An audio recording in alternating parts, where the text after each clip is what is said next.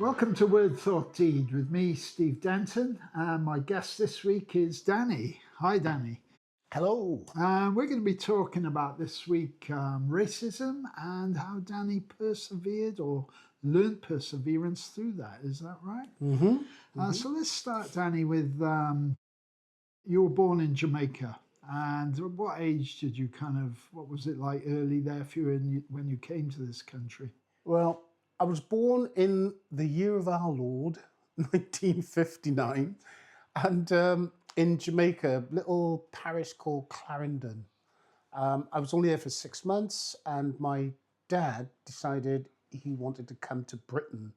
So he carted all his family back to a place called Westmoreland. It's a parish in Jamaica. That's where I did most of my growing up until I was about 7. My dad came over in 1960.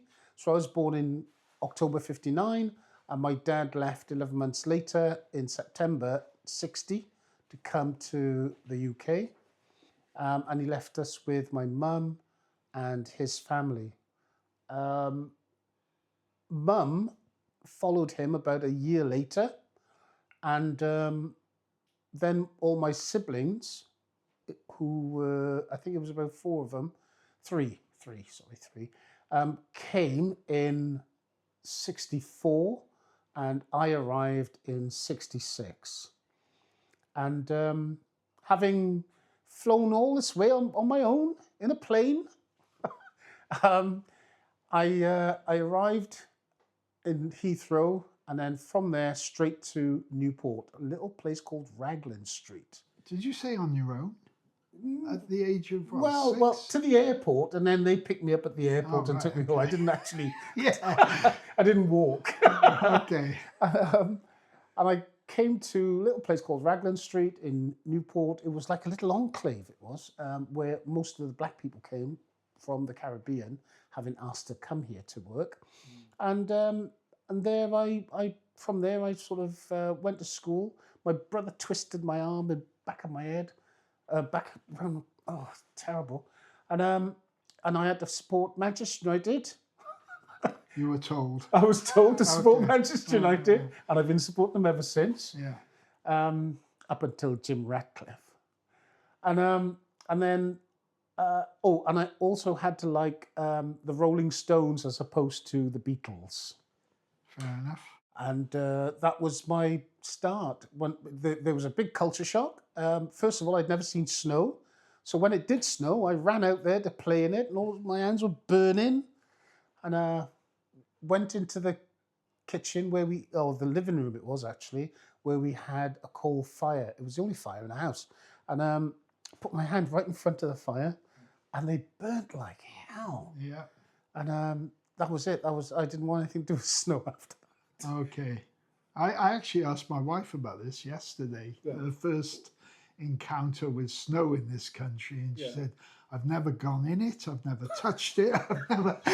She just looks at it through the window. So, Yeah, absolutely. yeah, Oh, it looks lovely. Yeah. So, what age did you join school? Was that 7? Yeah, I went to Tredegar Wharf School at the age of 7 when I first came over, and that would have been about, I don't know, January 1967 probably, because I didn't arrive until December 66.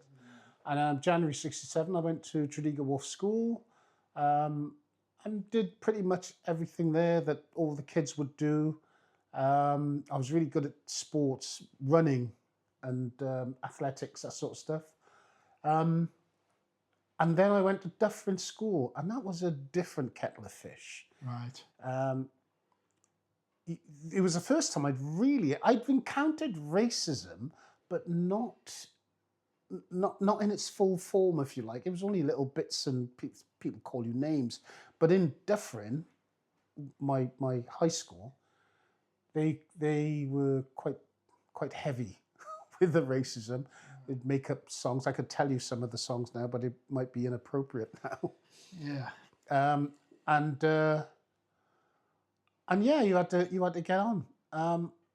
But we you make the best of it, and you get on. And I thought I was quite bright in school. I was quite okay. But for some reason, I found myself in the bottom classes, and I could never work out why. Because when we were in the junior school, all my friends, we were all in the same class, all in class 7, Mr. Jenkins's class.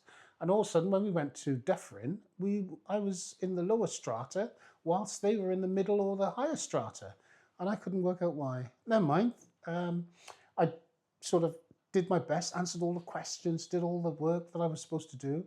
And we had a teacher who said that, oh, you need to be promoted, Mr. Lewis. And but he left the school the year I was supposed to be promoted, and it didn't happen.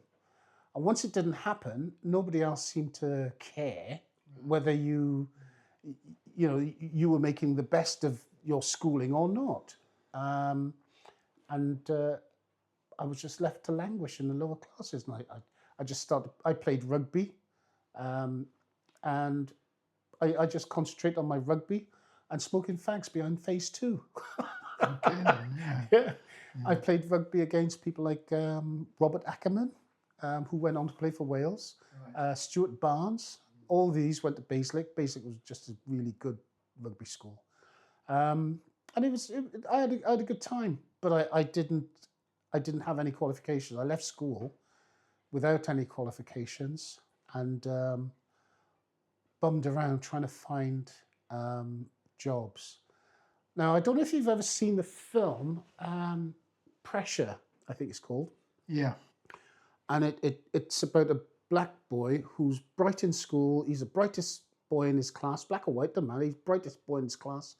And all his friends, him, leave school, and all his white friends got jobs, and he couldn't get a job, no matter what he did. And it's the first time he had encountered the older generation of white people sort of treating him badly. Mm-hmm. And that's what I discovered.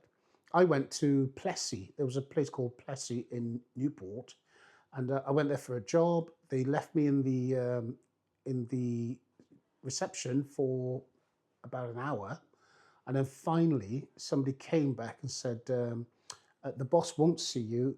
He said, because the pigments in your skin will they'll destroy the microchips that they make.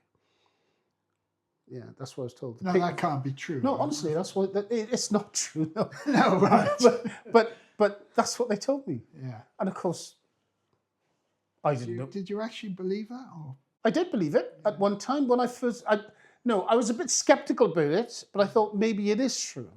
But I had no way of being able to. There's no internet for you to research it. So this was the 70s, I'd guess. Yeah. So, I mean, microchips were pretty new. Yeah, 1976 I left school. Okay, yeah. So, no, there was no way of knowing. Right. So that was it.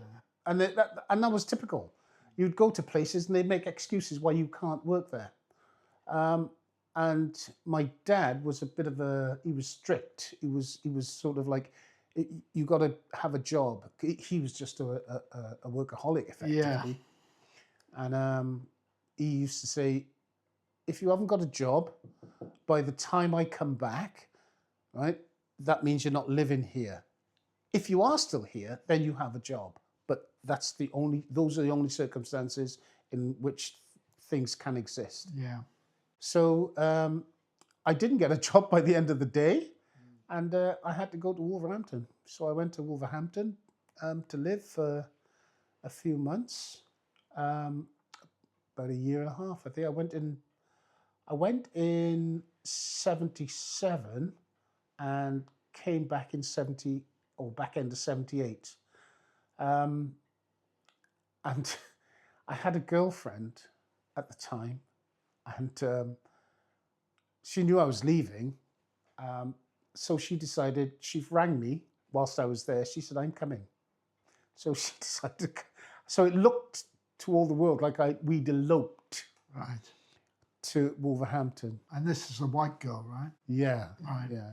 So, and eventually we lived together, and I got a job at Carver Brothers, pallet making, and everything was tickety-boo, and then I got made redundant, and then I had no money to pay the rent, and so we had to come back to Newport, and we stayed with her sister in Betters.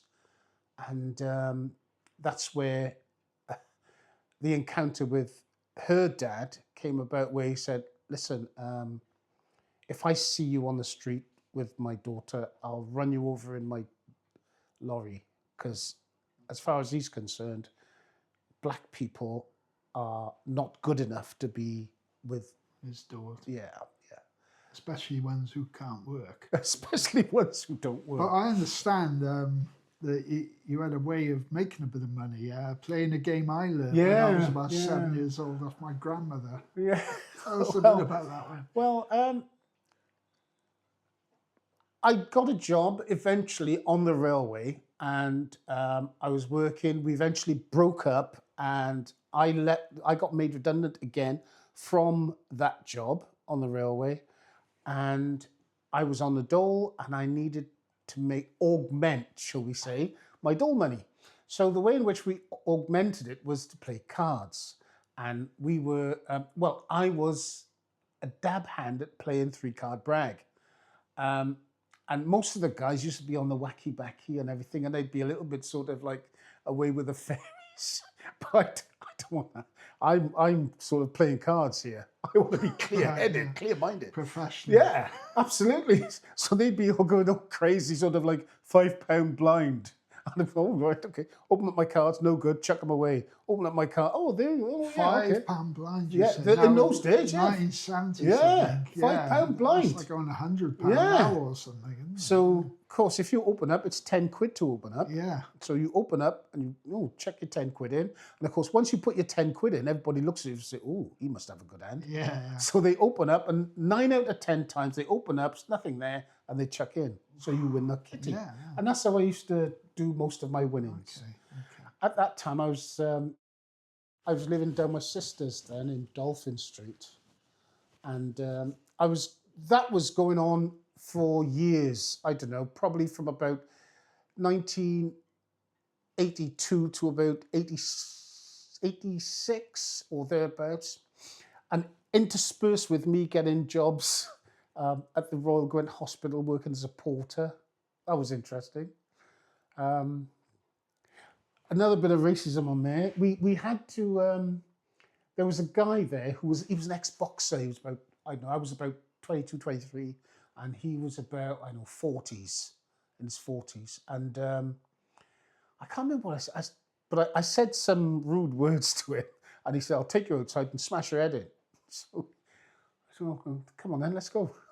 So we went outside, and this was outside the canteen in the hospital, and went outside, and he punched me in the face, and I repeated my slur, and he hit me again, and I repeated my slur as he did, and this kept going, and eventually it got broken up, and I thought, I got him now because I haven't touched him, I haven't done anything to him. He's lost his job. So a few weeks went by. We heard nothing from the administrator, although they were looking into it, investigating what went on. And eventually they called me downstairs to the administrative block. And I thought, this is where now I get to explain what has happened. And they said, right, we've looked into this and we find you at fault, and you're going to get a final written warning. I find out later that the guy who did the punching, they never said anything to him. So, and you think to yourself, you can't win. What am I doing here? Yeah. Did you ever think that? Well, you can't Where win. have I come? Well, you can't get a job. You're getting beaten up, and when you do have a job, and people are saying, well, that's fine, that's okay. Right. So I didn't think that was okay at all. Anyway, back to the cards. Left the job, back to the cards, and this one incident, it was a guy called, well, I won't remember, he's dead now anyway, so I can say his name. His name's Lloydie, and he used to walk in. He used to use Jamaican sort of swear words all the time, and we were all young boys in the pub, and he came in there, and we were all playing pool, having a beer and whatever, and he came in, And he wanted to join in, be one of the young boys, but he was about 50 or thereabouts. But so we all, get out, you, what are you doing here? Get on, that sort of stuff, and just chased him out effectively. And but something went off in my head. A light went off in my head, and it said, "That's you in 25 years' time." Ooh. And I thought, bloody hell, I gotta go and get myself a job. So I decided to apply for 3 jobs. These weren't jobs. I'd had jobs. These are careers now, right? So I applied to the prison service, I applied to the fire service, and I applied to the Metropolitan Police.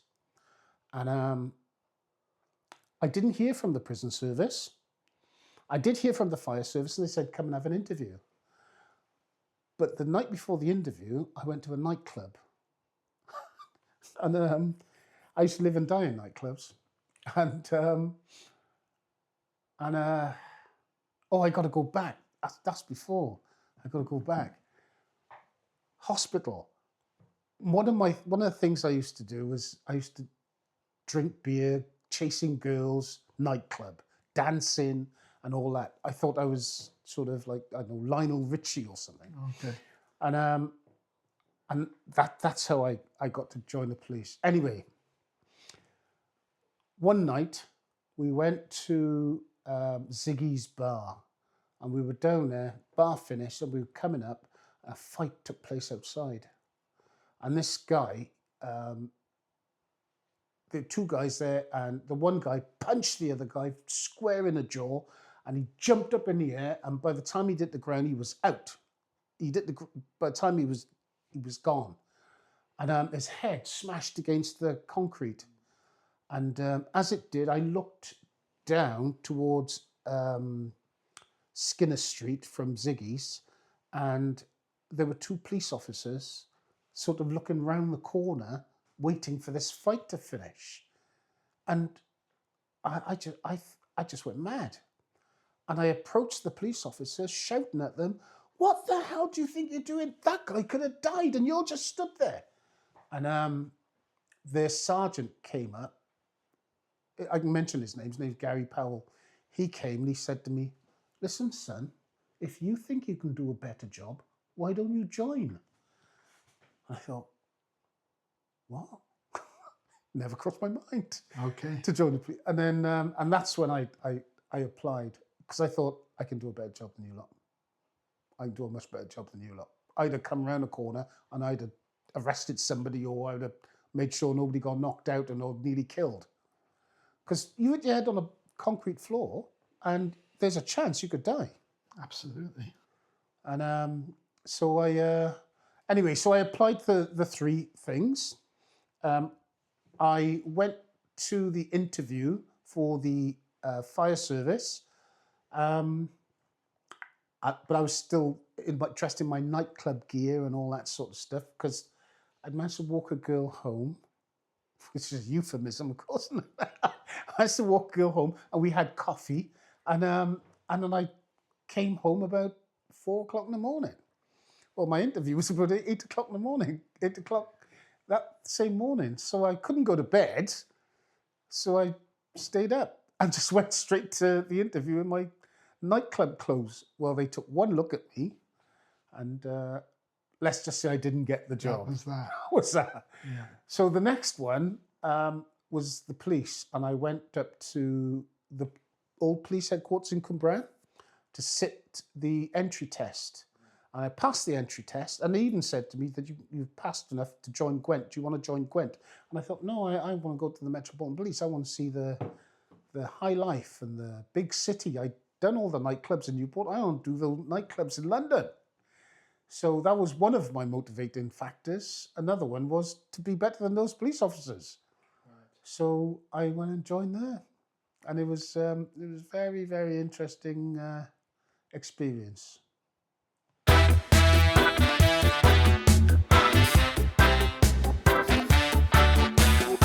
So Danny, you've gone for this interview with Metropolitan Police, and I believe you got that job. Is that right? But yeah. it kind of led to a worse experience of racism. Well, it did, because, well, let me take you back, because firstly, you go up to London, you have your interview, and you got to do some tests as well, some physical activity, sort of running a mile and a half in X amount of time. I think it's about 12 and a half minutes, something like that. And you've also got to do press-ups and sit-ups and all sorts of physical activity. And then you have the interview, and they'll ask you all sorts of awkward questions. What would you do if somebody called you the N-word and stuff like that? And what would you do if somebody spat in your face and that sort of stuff? Eventually, and they tell you there and then whether you have or you haven't got the job. And they told me that I passed. So, and I was to go back home and wait, and they would send me a letter telling me when I could start.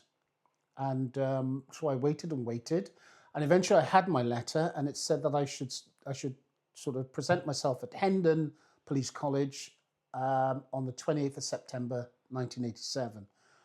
And right, okay, so I thought, the boys down front line, I don't want to be coming back every now and again, and everybody's been saying, oh, hang on, what's going on here? So I thought I'd just front up and say, listen, lads, I'm joining the police.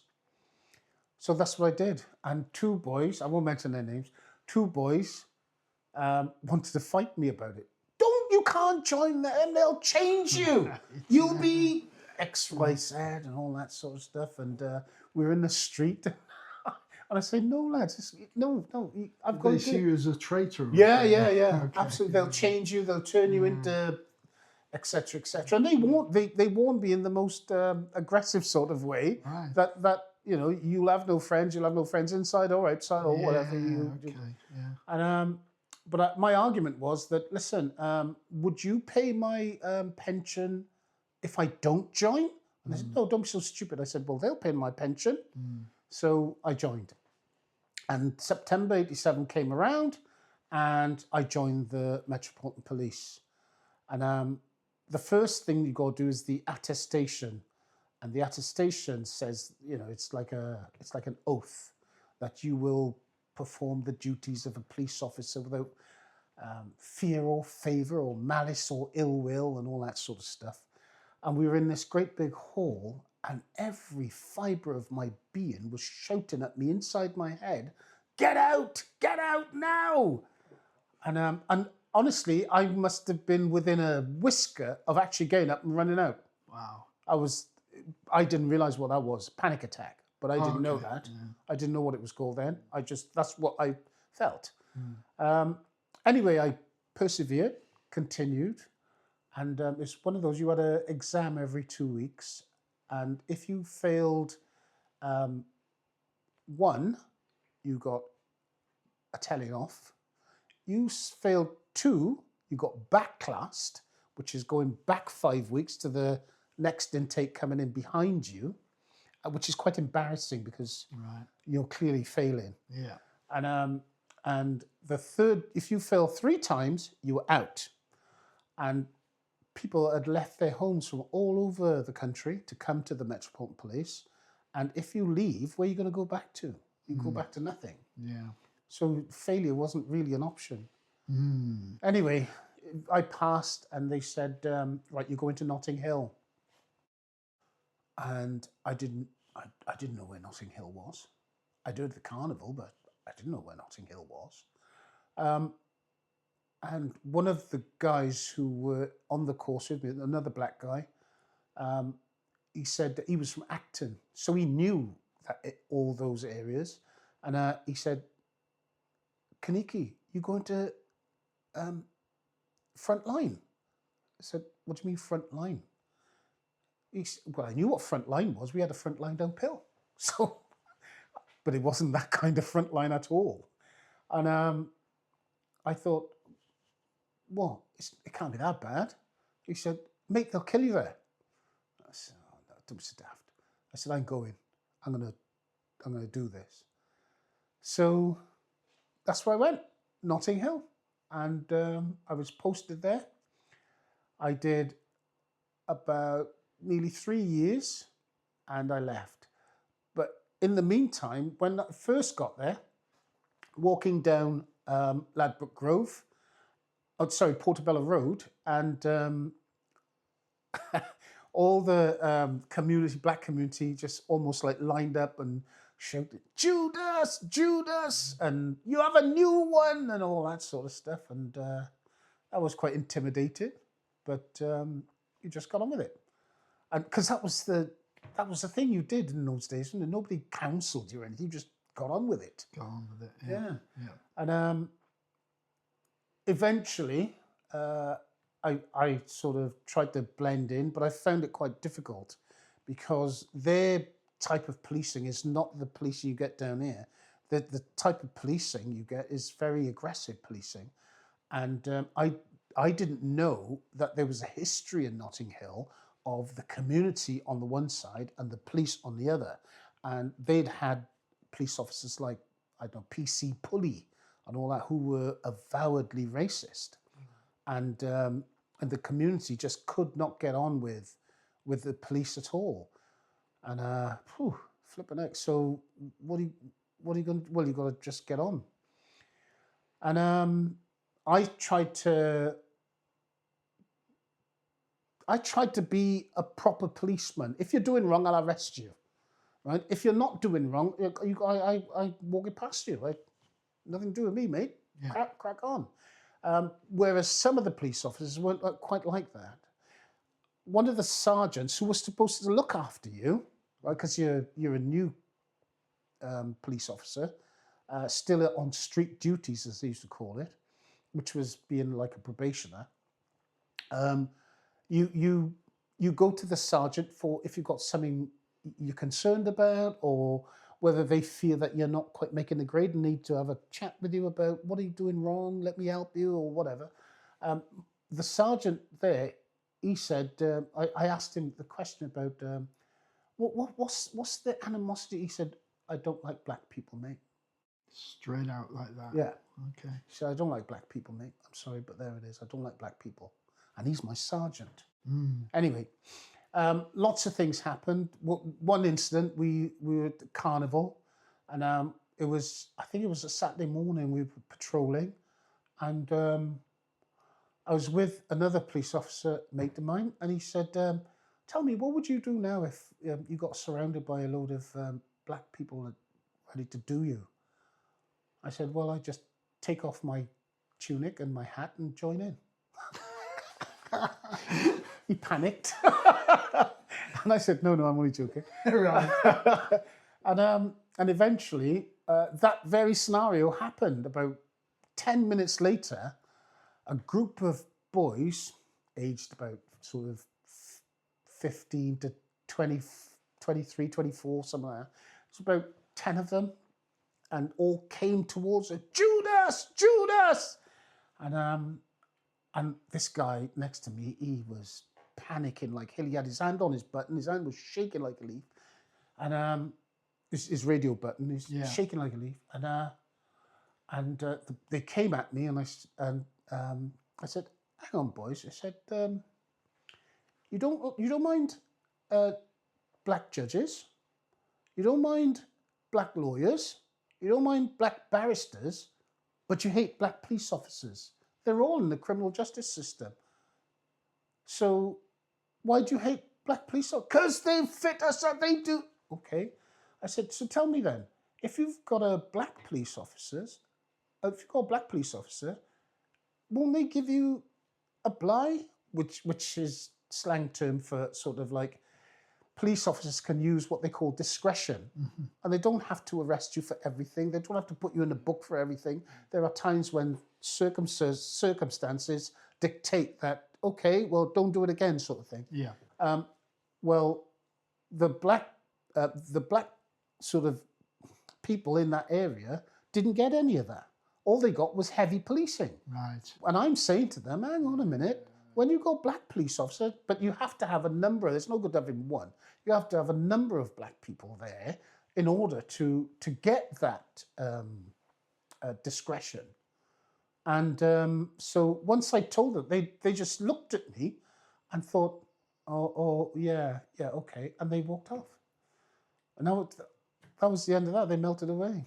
Words of wisdom. Yeah, Actually. yeah, Right. yeah. Okay. So back to Notting Hill. Eventually, the incident, I suppose, that made me reevaluate everything, because I was already sort of like, fed up of what I'd seen already in terms of racism. Sure. Yeah. There were two incidents. The first one, that was one of them, but that I didn't mind that. I can handle that. That's fine. The other incident that took place was, we were playing darts in. Well, I wasn't playing. I just came down to observe.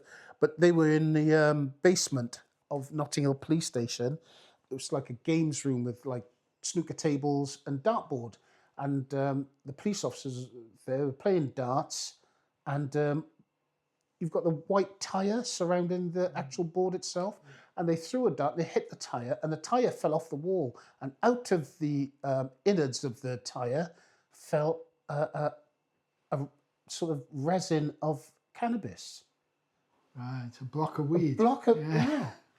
And everybody sort of looked, and I thought, shit, I gotta get out of here. It's no good me go to sergeant and saying, who hates my guts already because I'm black, saying that, hey, it's no good telling him that, because if anything, they'll say, well, it's yours then. Yeah. I'm not having that. Yeah. So you've got to, so I'm away. So that, and there was another incident when a guy was leaving the police, and he was going to marry a girl from Swansea, actually.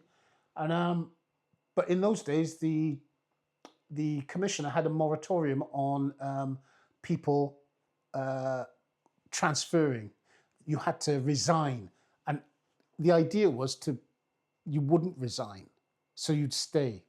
But some of us were determined and did resign. And he resigned and went and wanted to be with his girlfriend. But before he went, we had a leaving do for him. So the leaving do thing was, we do pub crawls. So we were all on mornings. Finished at 2:00, and then we go on a pub crawl.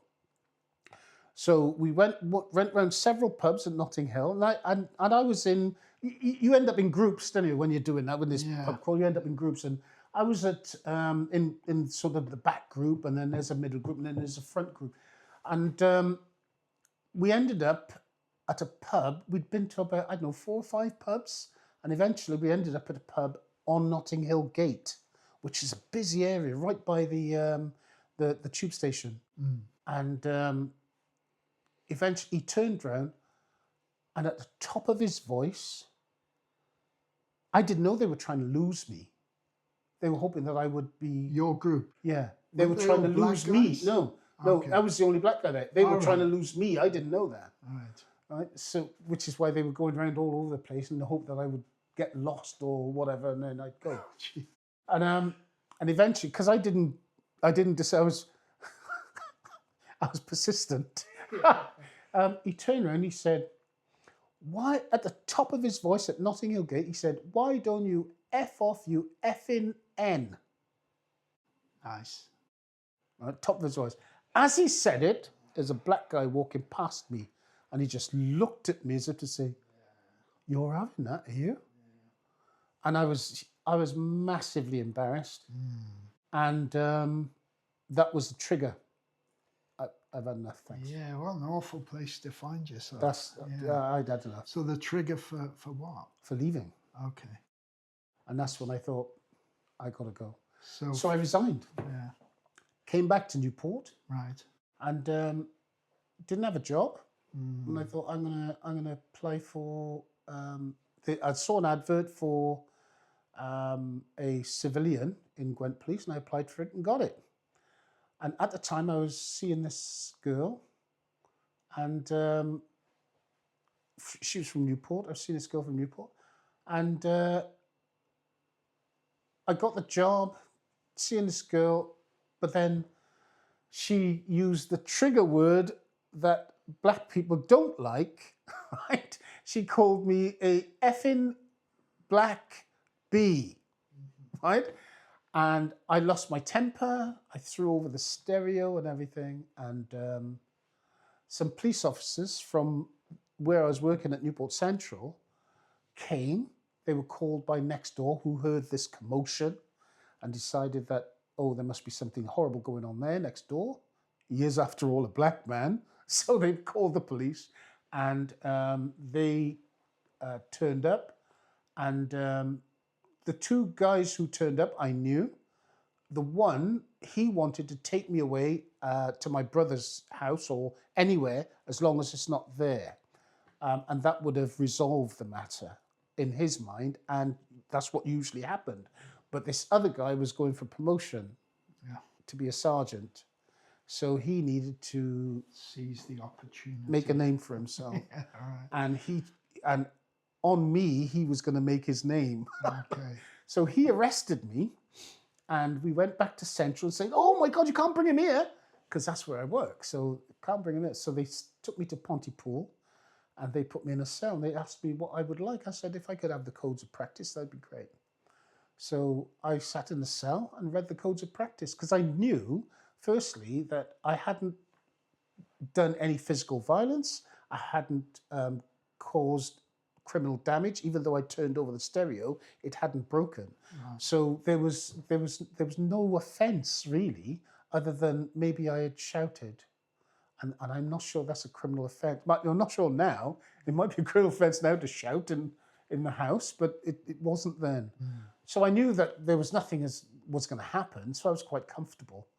And eventually they let me out, and I went to my brother's.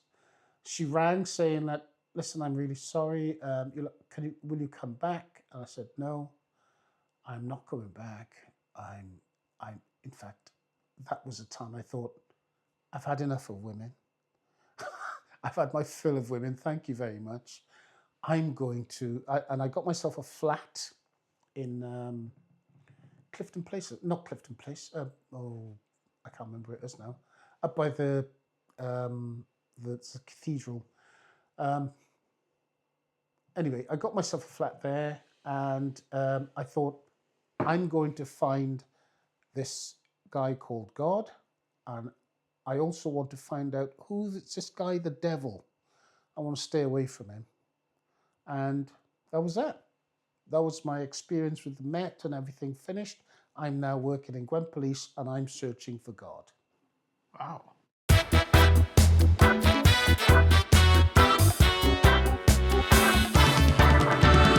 So Danny, this search for God, as you called it, really interesting stuff for me, this one. At first you say it came to very little, but during this time, interestingly, you met your wife, Sue. Right. You were married to her within 4 months? So what happened was, I decided I was going to search for God, and I had my flat, and within weeks of deciding that I was going to search for God, it's almost like God put Sue in my life. We started going out, and I found out she was what I call a fully formed Christian. She was a Christian from before she joined the police, and she was a police officer Christian, and you don't get them sort of too many to a pound there. Yeah, that's true. So we started going out, and within 4 months of having met, so we met in the September, and 30th of September, I think it was, and we got married on the 15th of January. 4 months. 4 months. And that was it. So great. But then the search for God seemed to go a bit on the back burner. And we've done this recently with Abraham, haven't we? Where he was told by God to go, and but he stayed with his dad for a while. And then when his dad died, he decided to pick it up again. Well, it's a similar sort of thing where this hiatus of God finding me, because I don't think you find God, I think God finds you, right? And me picking all back up again, it must have been about, I don't know, best part of 15 years. So I was, we got married. We delayed having children because we had our careers and whatever. And Sue was decided to go back to college, and I decided to go back to college as well. And I was studying social sciences and whatever. And everything was tickety boo. And I decided that I wanted to sort of progress my career, because by this time, 1998, Emma was born. That's your Oh, first yeah. daughter. Oh, before that, I had a child with that girl I spoke about, where her father was going to run me over. We had a child. Her name's Benita. She In lives in Wolverhampton, is that right? No, she was born here. Oh, When we came back from Wolverhampton, she was born in 1980, right. and so she came to live with us in the early part, and we grew her up, and then later on, Emma was born in 98 and Zara in 2000. And when the kids were born, I was actually working in the control room in Gwent Police, and answering 999 calls and dispatching police officers and doing all sorts of radio stuff. And I decided that working shift work really wasn't going to get the baby bathed, because I wanted to be home when they're home and in work when they're in school. Yeah, sure. And the only way I could do that was to get a better job within Gwent Police. But in order for me to get a better job in Gwent Police, I was told I needed more qualifications. Yeah. So I went back to college, and I changed from doing social sciences. I went on a Master's of Business Administration course, and I did that. And in so doing, I started applying for jobs when jobs came about. Would I be right in saying you're in your 40s here, or Yeah, close to 50 even? No, well, I was 40 when I started the business administration job. Okay. Course, I was 40. And because, so I was born in 2000. I was 59, you said. no, I was 40. I was born in 59, wasn't I? So in 2000, I would have been 40. Yeah. Or coming up to my 41st, I suppose. I don't know. Anyway, and I decided I was going to get this this course, and it would lead me to a job. I started to apply for jobs, and I couldn't get one. For some reason, it just didn't work out. They kept telling me I was too this, or I was too that, or I was not enough of this and not enough of that. And eventually, I was about to give up, and somebody came to me and said, "You know that job you applied for? It was a lady on the on the union, and she said, you know the job you applied for? Yeah. Well, they just given it to a police officer who was retiring, and he didn't even have an interview. He just got the job." So they said, she said, "Do you want to take it further?" I said, "You're damn right I do, because I'm fed up with this now." Yeah. And I took it further, and eventually, before it even got anywhere near a courtroom, they said to the union person, "What does he want?" You know, because they knew they were bank to rights. Now you've got their attention. I've got their attention. And I said, "Look, all I ever wanted was a job. I don't want special treatment or anything. I just, I'm applying for all these jobs. I've got all the qualifications. I'm doing all the interviews, and I'm getting nowhere." So eventually they gave me a project manager's job, and I did that for a while. And I turned out to be not too bad at it. According to the ACC at the time, Assistant Chief Constable, who thought I wasn't bad at what I was doing as a project manager. And but when it came to actually applying for that job, I didn't get it. Okay, fine. So they sent me back to the control room, because my period of sort of grace was over. So they sent me back to the control room, but there were two jobs going. The control room job was for a control room supervisor. Now, I'd been in the control room for a number of years, since about 1991 through to, and this is 2000 and back end 2004, coming on to 2005. And hang on a minute, I must be a shoo-in for that. I've got the qualifications, I've got the experience, I've got everything that you need to be a supervisor. I applied for the job, went for the interview, didn't get it. Ultimately, I'd also applied at the same time for an intelligence analyst job. But I didn't know anything about being an intelligence officer. I just applied almost like sort of belt and braces, really, but because my concentration was on getting this this control room job. I didn't get the job, so they called me up for the interview, and I thought, here we go again. You know, another kick in the teeth. So I just went there all blasé, as in like, I know what's going to happen here. Just let's get it over with. And I got the job. Only because the inspector who was doing the interview was a maverick. He was an absolute maverick. Okay. And he did interviews in a certain fashion. It was scenario based. What would you do if this happened? What would you do if that? And I'd give him all the answers. He said, you were the best candidate by far. So what I don't understand is how he says I was the best candidate by far for that job, but all the other jobs that I had applied for, and there must have been about 10 jobs that I'd applied for in the intervening period, I didn't get any of them. I never got close. And you think, what's going on there? Now, I touched on this with someone else. Would you say there's a certain favour involved sometimes in the right time? Yeah, yeah, because and this is before I became an intelligence analyst. This is where the period that God said he came and found me, and the period that he said, right, come on now, let's go. It was this period from 1992 to 91, really, 1991 through to 2004, 13 years. He said, come on, let's go.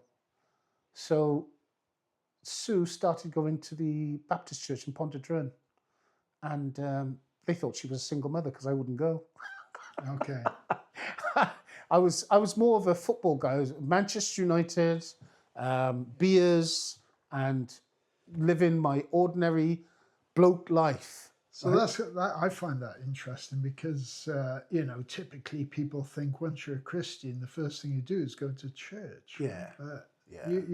You've got something different. But I wasn't a Christian yet, as far as I was concerned. Okay. I was just an ordinary bloke. God had shouted at me, "Oi, I'm over here," and I acknowledged that. Yeah, but it's almost like 13 years had gone.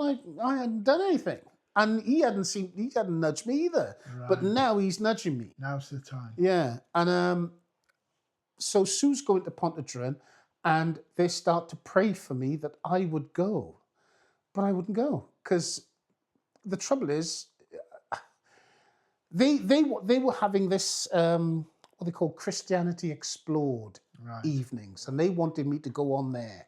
This was my introduction to Christianity, right? And but I wouldn't go because the format was they'd have it every Wednesday, I think it was, and that's Manchester United in the Champions League. Yeah, of course. I'm going to go on Wednesday. If you know the format, it's Tuesday one week and Wednesday another. So you had your priorities. Absolutely, as Manchester United, right? So eventually, I think it was literally about this.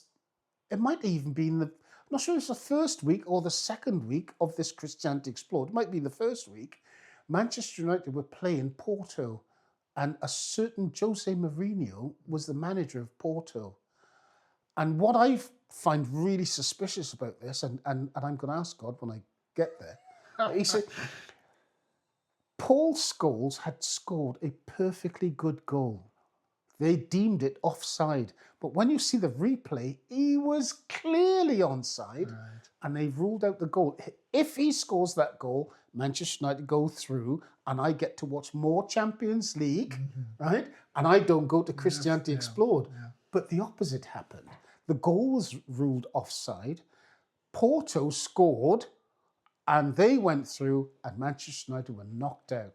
So all my Wednesdays and Tuesdays, Freedom. free. Yeah, right. So I have no excuse now, I got to go. Oh, okay. Right? So I go to Christianity and I thought, right, I'm going to ask all the hard questions and all the tough stuff. Let's get it out there. Let's see if they can answer these. And I started asking all the questions. And in fairness to them, they kept coming back with good answers. And then the course lasted for about 7 weeks or thereabouts. And we were going over to someone's house and we were enjoying the course. And it was really interesting. And ultimately, the last day was a Saturday. And on the Saturday, we were supposed to be studying the Holy Spirit. The trouble is, I was talking about Amazing Grace. All of a sudden, this song, Amazing Grace, how sweet the sound and all that, so it made, I understand it now. I get it. And I'm trying to tell everybody, I understand about that. And everybody's looking at me, so, yeah, okay, thanks. he's gone off his head. So, and nobody's listening. They're not, no, Carl, we've moved on. They're on something. Okay. And then finally, so that's a Saturday, and it finished around about, say, 4:30. And we came home and it was been 5 o'clock. Now I go upstairs, turn on the radio. The kids were messing about downstairs. Sue was she was going to start tea. And I went upstairs to listen to Sports Report, at 5 o'clock, waiting for the results. Turn the radio on. First thing that came on was Amazing Grace, the song. And I'm thinking, that's what I was just, what's going on? So eventually I burst into tears. And I don't know why, I just burst into tears. And it was one of those cries that you can't catch your breath. And it was it just seemed to last for ages. And I could hear Sue calling me down for tea, and I thought, I can't go downstairs. Floods of tears and the kids everywhere. And so I had to compose myself and then finally come down the stairs. And she's looking at me as if to say, what's the matter with you? Sort of thing. And then we hear a knock on the front door. Go to the front door, and it's Sue's stepfather. And he's got this book. And he said, I minded to give you this. I don't know why, but I'm going to give you this. Right. And he gave me the book. And there's a book entitled What's So Amazing About Grace by a guy called Philip Yancey. And I'm thinking, this is weird. Is this becoming crazy. more than a coincidence? Yeah, this is weird. Yeah. So I read the book. Well, I didn't read all the book. I opened up the book. I had to go upstairs in the toilet because there's nowhere here that I could sit and read this book. And I know that it's important that I read it. So I read the first, and the book is all examples of grace. And the first example is called Babette's Feast. I won't bore you with what Babette's Feast is all about, but safe to say, that's the first story, right? And so fine, read the story, came downstairs, turned on the television, and the first program that was on was Babette's Feast. Wow. And I'm thinking, oh, come on. Now, there's no, to my mind, I don't know, and people listening to this think, well, yeah, that's just coincidence. I'm sorry, but yeah, that's not coincidence, man. It's crazy. So the next thing to happen was I was in the bedroom, and it was nighttime, pitch black, and I was couched up in bed. It was a bit warm, so I moved the covers down, and then I felt the edge of the bed go down, and I thought, what? And I jumped up. There's nothing there. And I'm thinking, oh, God, here we go. So I put the covers right up over me, thinking, oh, I don't like this. And I started to sort of, I don't know if it was a dream or whether it was, it felt like I was awake. It's like a vision rather than a dream. And it was, in the dream, I was stood in the crook of someone's arm there, right there. And they were much taller than me, and I was there, and their hand was pointing out, and they said, see those two there? The minute they eat of that fruit, they will have found pride. I didn't know what that meant. So next thing I knew, Sue was hoovering the living room. I'd fallen asleep, must have done. And she was hoovering the bedroom, sorry. And I must have fallen asleep. And I jumped out and I said, Sue, I know what pride is. Everybody must have looked at me and think, he's gone nuts. Right? Because, oh no. Anyway, right, okay. So from that, I decided I'm a Christian guy. So I started going to the church, Pontedrun, and I went there a few times. And on one occasion, I went there, and we went for a Sunday service, and then after the Sunday service, around Christmas time, we went into the manse, and they had the big Christmas tree up, and I turned and I said to the lady of the house, "What's with the Christmas tree? What's Christmas tree got to do with Jesus?" And the room went quiet. All the guests, it was like somebody had asked for Castle Dracula. And everybody went dead quiet. And the lady then explained, "Oh, well, it's tradition. We've always done it, etc., etc." And I thought, something wrong there. Next thing I know was baptism. I wanted to be baptized. And the pastor of the church, he said, "We can't baptize you until you sign this register." And I said, "I don't remember anywhere it says in the Bible that you've got to sign a register to be baptized. It just says be baptized." Mm-hmm. That's all it says. And they said, no, you've got to sign the register. So I said, okay, I don't want to be baptized here then. And I went to the house church that Sue's mum and stepfather ran, which was across the road. And I started going there. And that was my experience with church virtually finished. It had started as quickly as that and it finished. And I was doing house churches, and that was going okay for a while. And then this guy came, and he was an avowed racist guy. And when he first came to the house, because I live here in the country and whatever, he wanted to know who the master of the house was, as I let him in. And I said, "Well, I live here." Like you were the butler. Yeah. Okay. And he said, "Oh, right, okay." And but then he started espousing views which were unchristian, massively unchristian, and ideas about people in Grenfell Tower, they deserve to die because they shouldn't be there because they're immigrants and stuff. It was all that sort of stuff. And okay, fine. The fellowship wouldn't do anything about it, and I just used to ignore him. And everybody used to say, "Well, we can see he's got a problem with you," but then nobody did anything. And then one day, Sue said, "If he comes out with stuff like that again, I'm leaving. I'm walking out." And the fellowship started and everything, and he came out with something. I can't remember now what he said, but it's something on those lines. And Sue said, "That's it, I've had enough." And she got up and walked out. And I went chasing after her. And, I went back to fellowship a couple of times. Sue wouldn't go. And then one day, it was 2016, we were having this house done. We were having this renovation done. And the house was insecure, so I stayed here at night while Sue and the girls went over to her mother and stepfather's house to sleep. And I started calling out to God, saying, "Well, I need to know more. I need to get closer. I need to find out a little bit more." And it's almost like he said, "Really? Okay." And then he started showing me these things about paganism. And I thought, wow. And it blew my mind, really. It blew my mind. And I was so excited about it that I wanted to take it back to the fellowship and say, "Listen, guys, we need to turn our attention here." And I sent an email to Sue's stepfather, and I don't know how because this email said, "You always say, why do we not see miracles now compared to what they used to see in the first century?"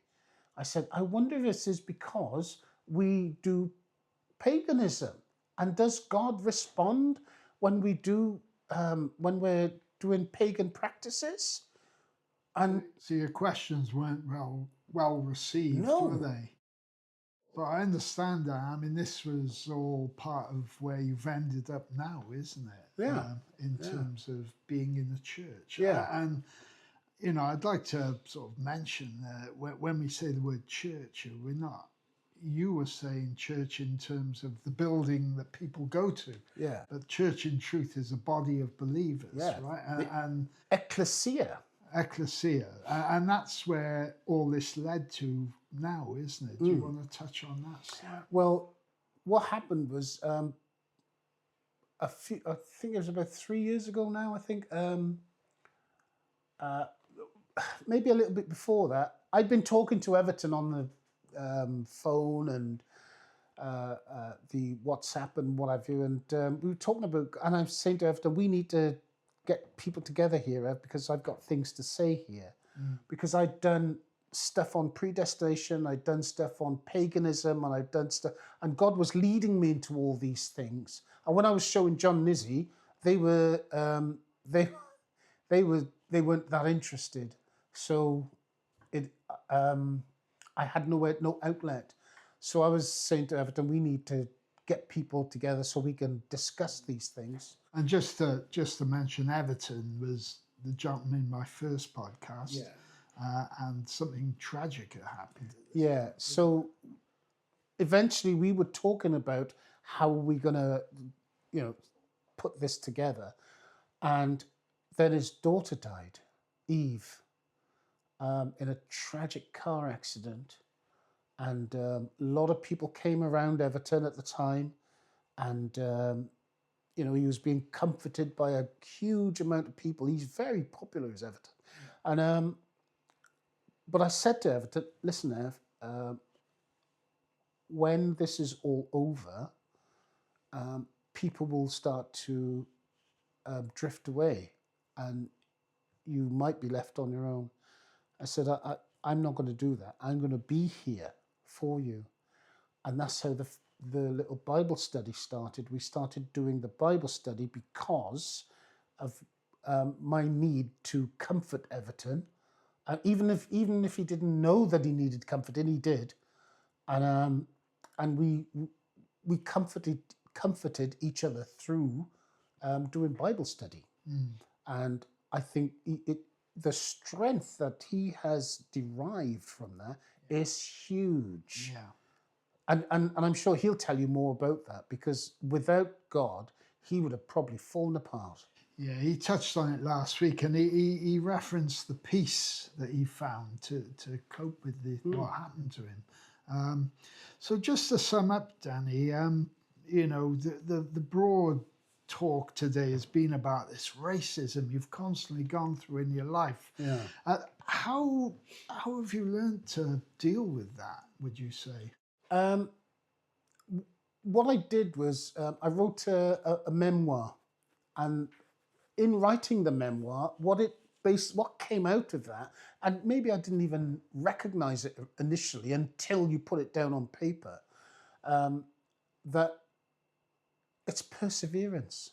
It's absolute perseverance to keep going no matter what, and just ignore as much as you can. You can't always ignore racism. It has a massive impact on Black people, and if people don't understand, but it has a mental impact, it has a physical impact. The physical impact is things like hypertension, diabetes, which I have diabetes, and a few other things besides, because of the stress hormones that's released when people start treating you like less than a human being. Yeah.